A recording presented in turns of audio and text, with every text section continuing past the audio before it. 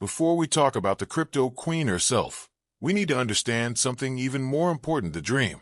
Because no scam, no matter how clever, can survive without people believing in something first. And in America, during the early days of cryptocurrency, belief was everywhere.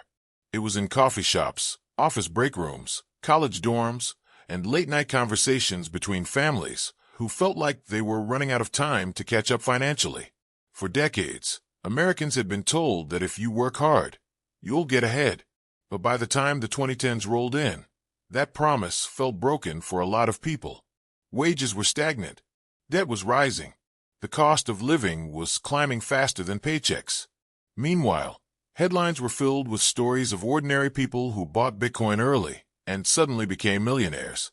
Not celebrities, not Wall Street elites, regular people. And that idea hit something deep inside the American mindset. It felt like a second chance. People started thinking, maybe this is it. Maybe this is how I finally escape the paycheck-to-paycheck life. Maybe this is how I pay off my mortgage, my student loans, my medical bills. Maybe this is how I give my kids a better future. Cryptocurrency wasn't just technology anymore. It became hope. And hope, when mixed with fear of missing out, is incredibly powerful. Social media played a massive role. You couldn't scroll without seeing posts about crypto gains. YouTube was flooded with success stories. Online forums were full of people claiming they turned a few $1,000s into life-changing money. Even mainstream news channels started covering it. Bitcoin crossed major milestones, and every time it did, the message was clear. If you didn't get in early, you were already too late. That fear, the fear of being left behind, made people vulnerable. Most Americans didn't understand how blockchain worked, and they didn't feel like they needed to. After all, most people don't understand how the stock market truly works either, yet they still invest. They trusted systems, platforms, experts, and that trust created the perfect opening for something dangerous. This is where scammers thrive, not by inventing fear, but by riding a wave that already exists. By the time new cryptocurrencies started popping up, people were desperate to find the next Bitcoin. Everyone wanted the early entry point this time. No more regrets. No more watching from the sidelines. And when someone showed up claiming they had exactly that opportunity, people listened. In America, this hunger was especially strong among immigrant communities, working-class families, and people who felt ignored by traditional financial systems. Many didn't trust banks. Some had been denied loans.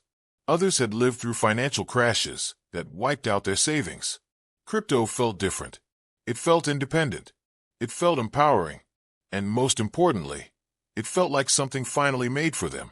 So when presentations started happening in hotel conference rooms, rented halls, and private gatherings across U.S. cities, people showed up. They weren't looking for scams. They were looking for solutions. They wanted someone to explain this new world to them in simple terms. They wanted reassurance. And that's exactly what they were given. They were told they didn't need to be tech experts. They were told this was safe. They were told this was regulated. They were told the opportunity wouldn't last forever. That last part mattered the most. Urgency shuts down critical thinking. And when people believe time is running out, they act fast. Many Americans invested not because they were greedy, but because they were scared. Scared of staying poor. Scared of missing their only chance. Scared of explaining to their kids, one day, why they never took a risk. Friends invited friends. Families invited relatives. People trusted the recommendation because it came from someone they knew. That personal connection erased suspicion. It didn't feel like a business deal. It felt like helping someone you care about.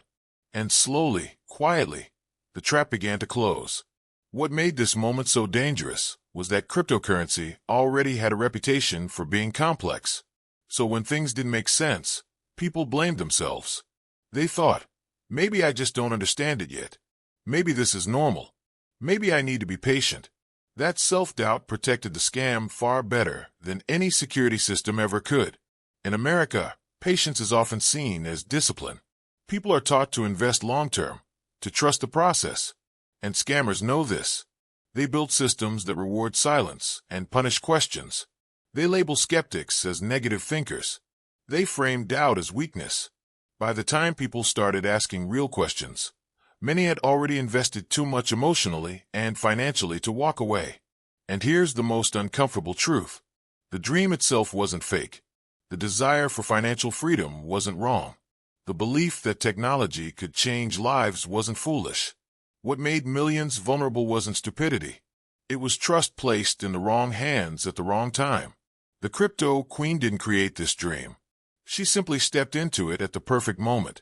And once she did, everything else became possible. Because when people stop believing in systems, they start believing in individuals. And when that individual speaks with confidence, certainty, and charm, they don't just follow, they defend. That's how the biggest crypto scam in history found its foundation. Not in code, not in computers, but in human hope. And once that hope was captured, the damage was inevitable. Once the dream was planted, all it needed was a face. Someone people could trust. Someone who didn't look like a scammer, didn't sound like a hustler, and didn't trigger any of the usual warning signs. And that's when Ruja Ignatova entered the picture, not quietly, not cautiously, but with confidence that filled the room before she even spoke. Ruja didn't introduce herself as just another entrepreneur. She presented herself as a visionary. She had credentials that made people lower their guard immediately. A polished accent, a doctorate, a background in finance. She spoke multiple languages and carried herself like someone who belonged in boardrooms, not back alleys. To many Americans, especially those unfamiliar with the tech world, she looked like the smartest person in the room. And in moments of uncertainty, people naturally follow who sounds the most certain.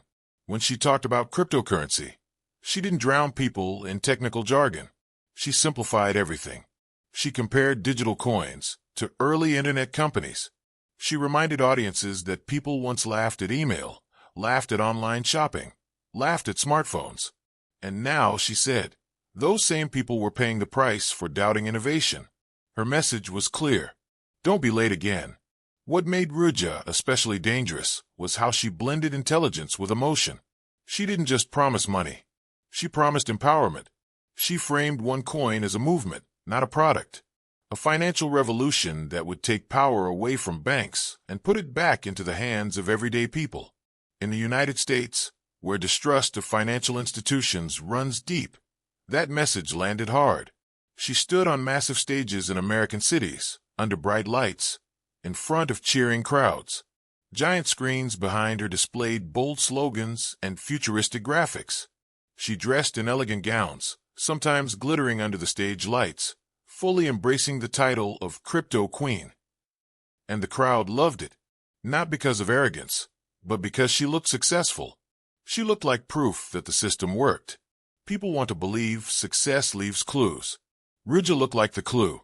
She spoke with absolute confidence about OneCoin overtaking Bitcoin. She criticized Bitcoin's volatility, its slow transaction speeds, its energy consumption. She framed OneCoin as newer, faster, smarter. And because most people didn't fully understand Bitcoin either, her claims went largely unchallenged. But what truly set her apart was her ability to create loyalty. She didn't talk down to her followers. She spoke to them as if they were insiders, chosen early adopters who were smarter than the rest of the world. She made them feel special. And when people feel special, they stop questioning. She warned them that critics would attack. She said governments and banks would try to stop OneCoin because they were afraid. That narrative was brilliant. Every warning became confirmation. Every investigation became proof that she was a threat to powerful systems. Skeptics weren't protectors. They were enemies of progress. In America, this created an us versus them mentality. Believers versus doubters. Visionaries versus sheep. And once that line was drawn, logic had very little power left. Behind the scenes, Ruja was building an empire. A network of promoters, speakers, and recruiters who repeated her message word for word. They traveled across the U.S., hosting events, running presentations, posting testimonials online. And every new investor was encouraged to bring in more people. Not because it was a scam, they said, but because it was a once-in-a-lifetime opportunity. Ruja positioned herself at the center of it all, but she rarely handled day-to-day operations. That distance protected her. She appeared only when it mattered most, at major events, on stage, in videos. Her limited appearances made her feel even more powerful, almost untouchable. And people trusted her because she didn't look desperate. She wasn't begging for money. She didn't rush. She spoke slowly, confidently, like someone who had nothing to prove. That calm authority is incredibly persuasive, especially to people who feel uncertain about their own financial futures. She also mastered the art of selective transparency. She revealed just enough to sound credible, but never enough to be verified. When asked about technical details, she brushed them aside. She reminded people that Apple users don't need to understand how an iPhone is built to use it. That analogy worked. People nodded. They laughed. And they stopped asking questions. In the U.S., where celebrity culture is deeply ingrained, Ruja became more than a business leader. She became a symbol. Social media pages celebrated her. Videos of her speeches circulated online. Followers defended her aggressively in comment sections. Some even tattooed OneCoin logos on their bodies. That's when the line between belief and identity completely disappeared. To doubt OneCoin wasn't just to doubt an investment. It was to doubt a community, a movement, a future. And once belief reaches that level, truth becomes optional. By the time American regulators started raising concerns, Ruja had already built emotional armor around herself. Her followers didn't hear warnings. They heard jealousy. They heard fear. They heard lies from a system that wanted them to stay poor. And through it all, Ruja smiled. Calm, confident, untouched. But power built on illusion never lasts forever. And even as her empire grew, cracks were forming just beneath the surface. Cracks she couldn't speak away. Cracks that would soon turn applause into panic. Because no matter how convincing the queen appears, eventually the kingdom demands proof. And that proof was coming. At some point, every believer wants proof. Not because they doubt, but because they want reassurance. And for OneCoin investors in America, that proof appeared to be right in front of their eyes, glowing on their computer screens. Numbers rising, balances increasing, accounts showing growth day after day. It looked real. It felt real. But that illusion was the most dangerous part of the entire scam. Unlike legitimate cryptocurrencies, OneCoin had no public blockchain. There was no transparent ledger where transactions could be independently verified. In real crypto, anyone can check the system. With OneCoin, you couldn't. And that wasn't a flaw, according to the company. It was a feature. They claimed their blockchain was private, more advanced, more secure. To people who didn't fully understand crypto, that explanation sounded reasonable. Investors weren't told to buy OneCoin directly. Instead, they were encouraged to purchase education packages. These packages were marketed as learning tools, courses that would teach people about cryptocurrency. But bundled inside those packages were tokens or access codes that supposedly allowed users to mine OneCoin. That setup served two purposes. It made the operation look legitimate, and it created legal distance. On paper, the company wasn't selling a coin. It was selling education. For American investors, this detail mattered. Education felt safe. It felt legal. It felt respectable. And once they bought in, they were given access to an online dashboard that looked professional and polished. This dashboard showed their OneCoin balance growing over time. Every increase reinforced belief. Every new number silenced doubt. But those numbers weren't coming from market demand. They weren't coming from mining power. They were being manually adjusted behind the scenes. The company controlled the illusion completely. Prices rose when the company said they rose. Supply changed when the company said it changed. There was no real market, no real buyers, no real sellers. It was a closed system pretending to be open. And because everything happened inside that system, investors couldn't see what was missing. They couldn't send OneCoin to an external wallet. They couldn't trade it freely on real exchanges. Instead, they were directed to internal platforms that claimed to function like exchanges, but were actually just mirrors of the same fake ecosystem.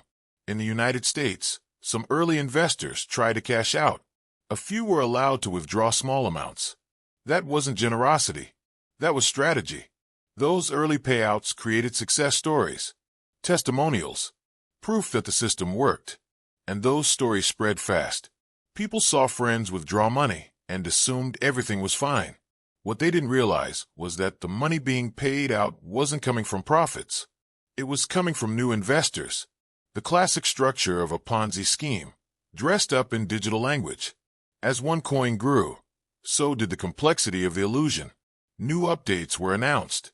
New versions of the coin. New splits that supposedly increased value. Investors were told their coins had multiplied overnight. They felt richer without touching a single dollar. And because wealth looked inevitable, patience felt easy. But questions started appearing. Some tech-savvy investors in America began asking simple things. Where is the blockchain? Who are the independent auditors? Why can't we move our coins freely? The answers were always vague. Technical explanations that sounded impressive, but said nothing. And when questions persisted, those people were labeled negative, jealous, or ignorant. In many cases, they were pushed out of the community entirely. The illusion depended on silence, on obedience, on trust without verification. Behind the scenes, internal messages would later reveal that even top promoters knew the coin wasn't real. They joked about it. They admitted it privately. But publicly, they kept selling. Because as long as the illusion held, the money kept flowing. In America, this was especially devastating. People took out loans to invest. They maxed out credit cards. They used retirement savings. Some convinced family members to invest too. And every time doubt crept in, they logged into their accounts and saw growth. That visual reinforcement was stronger than logic. Then came the delays. Withdrawals took longer. Exchange platforms went under maintenance. Technical upgrades were announced again and again. Investors were told to wait. Real markets move fast, they said. But revolutionary systems take time. That explanation bought more silence. What most investors didn't realize was that there was never going to be a moment when OneCoin became real. There was no final upgrade, no launch day, no finished blockchain waiting in the shadows. The illusion wasn't unfinished. It was complete, because it was never meant to become anything else. The company also manipulated information. Prices were fixed internally and raised intentionally to create excitement. Investors felt rich on paper, which made them even less likely to sell. Why cash out now, they thought, when it will be worth more tomorrow? That thinking trapped them. In legitimate crypto, volatility is a warning sign. Prices go up and down. But OneCoin only went up. That should have been the biggest red flag of all. Markets don't behave that way. But greed and hope have a way of rewriting logic. By the time American authorities and journalists started publishing detailed exposés, many investors refused to read them. Admitting the truth meant admitting loss. It meant facing embarrassment. It meant confronting the fact that the numbers they trusted were never real. And for some, that truth was too painful. The illusion of OneCoin didn't collapse all at once. It cracked slowly. Small doubts turned into panic. Panic turned into anger. Anger turned into silence. And eventually, the screen stopped updating. The numbers froze. The system stopped pretending. What remained was nothing. No coin. No blockchain. No money. Just a perfectly designed illusion that worked because it didn't need technology to succeed. It only needed belief. And once belief was fully captured, reality never stood a chance. Every empire built on illusion eventually reaches a moment where pretending becomes harder than telling the truth. For OneCoin, that moment didn't arrive with a dramatic explosion. It arrived quietly, through delays, excuses, and uneasy silence. At first, most American investors didn't panic. They told themselves this was normal. Big systems take time. New technology has bugs. Updates are part of progress. That's what they had been trained to believe. But then the delays started stacking up. Withdrawals that once took days started taking weeks. Then months. Support tickets went unanswered. Phone numbers stopped working. Exchange platforms that were supposed to allow OneCoin trading suddenly went offline for maintenance. That word became a shield. Maintenance. Upgrade. Improvement. Every delay was framed as good news. Still, people waited. In the United States, patience eventually gave way to frustration. Some investors had real bills to pay. Mortgages. Medical expenses. Tuition fees. They had invested believing they could access their money when needed. And now, when they tried, they were met with silence. Community leaders tried to calm everyone down. They repeated Ruja Ignatova's words. They told people not to listen to the media. They said this was a test of faith, that the real winners would be those who stayed loyal. The pressure to remain silent wasn't subtle anymore. It was emotional. People were reminded of how much they stood to lose if they walked away. And that pressure worked for a while. But cracks don't stay hidden forever. Journalists began digging deeper. Not bloggers, not random critics. Real investigative reporters with technical experts, leaked documents, and insider testimonies. In America, financial regulators started issuing official warnings. Banks began blocking transactions linked to OneCoin. Payment processors pulled out. And suddenly, the illusion of legitimacy started to fall apart. This was the moment Ruja had always warned about. She said governments would attack. She said banks would interfere. And because she had predicted it, many followers believed the warnings only proved she was right. But something felt different now. This wasn't fear-mongering. This was evidence. Former insiders started talking. Emails surfaced showing executives admitting there was no blockchain. Messages revealed how prices were manually controlled, how leaders laughed about investors behind closed doors, how the entire system was designed to keep money flowing in while preventing money from flowing out. In the U.S., victims started comparing stories. They realized they weren't alone, that their problems weren't isolated glitches, that the silence they faced was shared by thousands. Online forums filled with anger, confusion, and disbelief. People who once defended OneCoin began asking questions they had avoided for years. And then came the arrests. Several high-ranking figures connected to OneCoin were taken into custody. Charges were filed. Court documents laid out the scam in cold, legal language. Wire fraud, money laundering, conspiracy.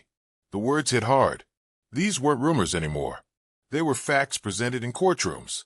But the biggest shock hadn't arrived yet. Because through all of this chaos, Ruja Ignatova was still missing. She stopped appearing at events. She canceled speeches. Her social media went quiet. The woman who once dominated stages across America had vanished. At first, promoters claimed she was busy, that she was working behind the scenes, that leaders don't always need to be visible. But days turned into weeks, weeks into months, and then it became undeniable. She was gone. American investigators would later confirm that Ruja boarded a flight and never showed up at her destination. No public appearances, no verified sightings, no confirmed communications, just absence. And that absence spoke louder than any confession ever could. For many investors, this was the moment everything collapsed. Not because they lost hope, but because they realized the truth. Leaders don't disappear when systems are strong. They don't hide when products are real. They stand and defend. Ruja didn't. The empire she built began to crumble from the inside. Promoters distanced themselves. Some claimed they were victims too. Others went silent. Communities fractured. Friendships broke apart. Families argued. People blamed each other. And beneath it all was a deep sense of betrayal. In the United States, victims faced more than financial loss. They faced shame, embarrassment, regret. Many were afraid to come forward, afraid of being judged, afraid of admitting they had been fooled. And that silence allowed the damage to deepen. But slowly, voices rose. Victims spoke to journalists. They testified in investigations. They shared their stories publicly. And each story added another crack to the empire that once looked unbreakable. The illusion couldn't survive exposure. Authorities pieced together the final picture. The money trail. The shell companies, the offshore accounts, billions gone, not misplaced, not lost, taken. And still, the woman at the center of it all remained a ghost. The collapse of OneCoin wasn't sudden. It was painful, slow, emotional. It forced people to confront the uncomfortable reality that belief can be weaponized, that trust can be engineered, and that intelligence alone doesn't protect against manipulation. The cracks didn't just destroy an empire. They exposed how fragile confidence really is when it's built on promises instead of proof. And as the dust settled, One question remained hanging in the air, unanswered and unsettling. Where was the crypto queen? When Ruja Ignatova disappeared, it didn't feel dramatic at first.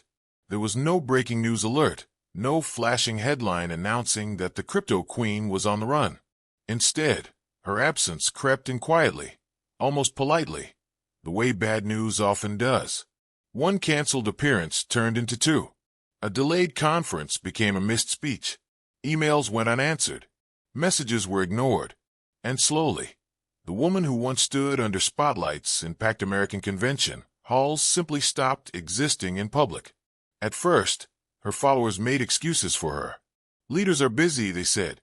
Visionaries work behind the scenes. She's planning something big. That's what people wanted to believe, because believing anything else meant facing a truth that was too heavy to carry. But as days stretched into weeks and weeks into months, the silence became impossible to ignore. In the United States, investigators were already watching closely. Financial regulators had connected the dots. Journalists had followed the money trails. Court documents were forming a clear picture of fraud, deception, and manipulation on a massive scale. And yet, the central figure was nowhere to be found.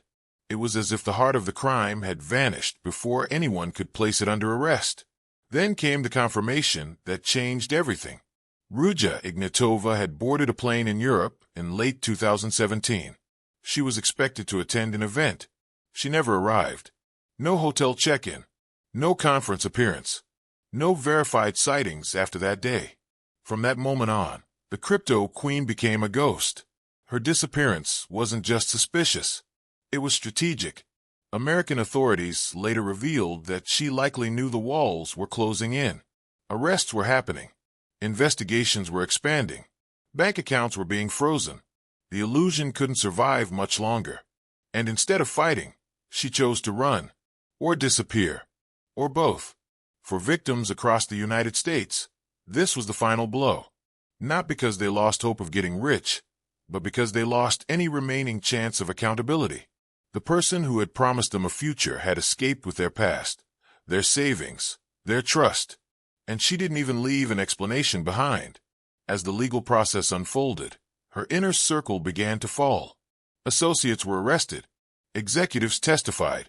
Leaked messages exposed how the scam had been run from the inside, how leaders knew there was no real blockchain, how they mocked investors privately while praising them publicly, how money was moved through shell companies and offshore accounts, carefully hidden from authorities.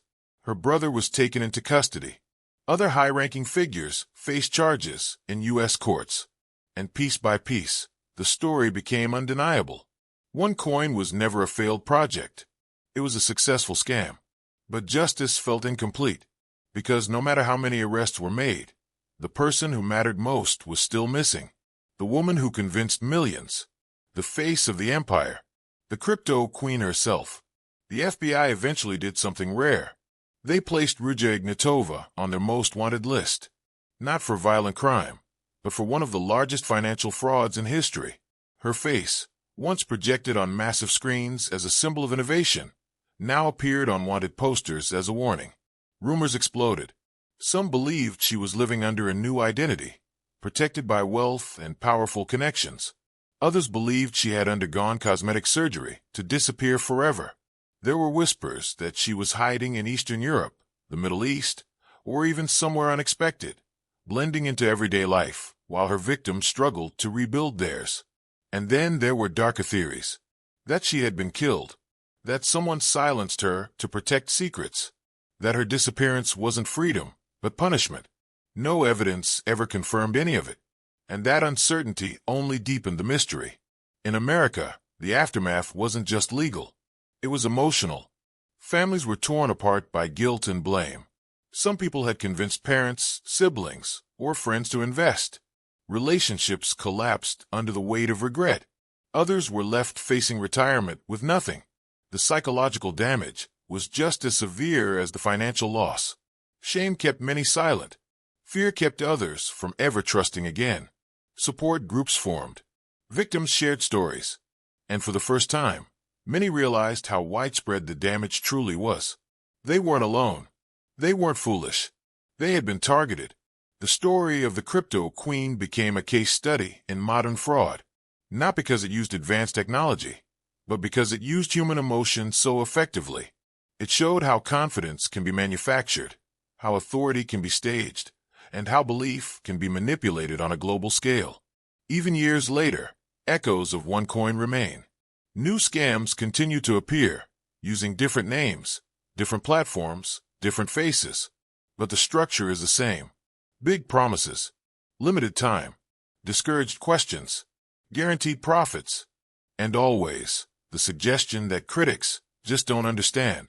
The legacy of the crypto queen is not just billions of dollars stolen. It's the reminder that in the digital age, deception doesn't need a mask. It needs a microphone. And somewhere, perhaps, Ruja Ignatova is still watching the world move on, watching investigations stall, watching victims rebuild their lives without closure. Or perhaps her story ended in a way no one will ever know. That unanswered question is what keeps this case alive. Because until the crypto queen is found, until the truth of her disappearance is confirmed, this story isn't over. It's a warning, a lesson written in loss, a reminder that the most dangerous crimes don't always happen in dark alleys or behind locked doors. Sometimes they happen on brightly lit stages, spoken confidently into a microphone, while millions applaud. And that's what makes this one of the biggest scams in history.